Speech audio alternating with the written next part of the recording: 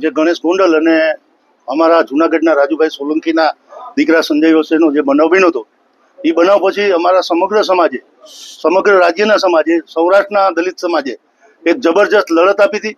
અને ગોંડલની અંદર જે સ્વાભિમાન સંમેલન કર્યું હતું, ત્યાર પછી આખો આ કેસ છે એ media, print media, electronic media એ ઉપાડી લીધો હતો અને સરકાર સુધી આ બાબત પહોંચી હતી.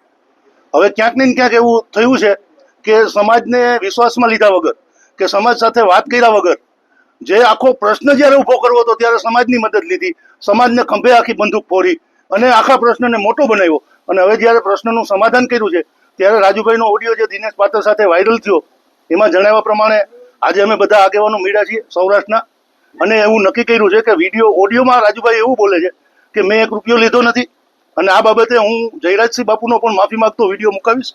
એટલે અમારી સમાજની માગણી છે કે જયરાજસિંહ બાપુનો રાજુભાઈ માફી માંગતો એક વિડીયો મુકાવે. એક માગણી અમારી એવી છે.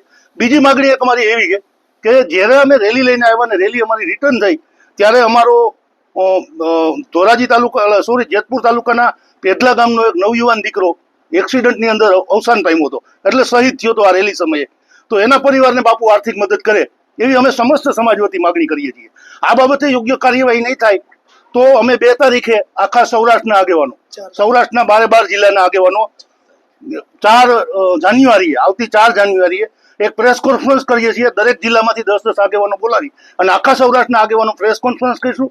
અને એટ્રોસિટીના બનાવોમાં જ્યારે સમાજ તમને મદદ કરે છે ત્યારે તમે એમાં સમાધાન કરી રહ્યા છો, તો એ લોકો માટે પણ એક નિયમ બનાવશું કે આવા સમાધાનો ન થવા જોઈએ. અને જ્યારે તમે લડત કરો છો તો લડતને ન્યાય સુધી લઈ જવી જોઈએ. આ બાબતે અમે આવતી 4 તારીખે સમગ્ર સૌરાષ્ટ્રના આગેવાનો મળી અને પ્રેસ મિટિંગ પણ કરશું. અને આ કેસની અંદર જે અમારી માગણી છે એ નહીં સંતોષાય તો જે કોર્ટની અંદર અત્યારે આ કેસ ચાલે છે એ કોર્ટના મેજિસ્ટ્રેટ સાહેબને અમે દરેક તાલુકામાંથી એક આવેદન મોકલશું, સાથે સાથે હાઈકોર્ટમાં પણ રીટ કરશું અને આનું સમાધાન કાયદાકીય ઉકેલ લઈ આવી અને ક્યારેય અમે મંજૂર નહીં થવા દઈએ. યુવા ભીમસેના સંસ્થાપક આજે સમસ્ત અનુસૂચિત જાતિના સંગઠનો, આગેવાનો, બિન રાજકીય, રાજકીય તમામ આગેવાનો ભેગા થયા હતા દાસી જીવનની સાહેબની જે જગ્યા છે ઘોઘાવદરમાં, અને એક અત્યારે ઔપચારિક મિટિંગ હતી.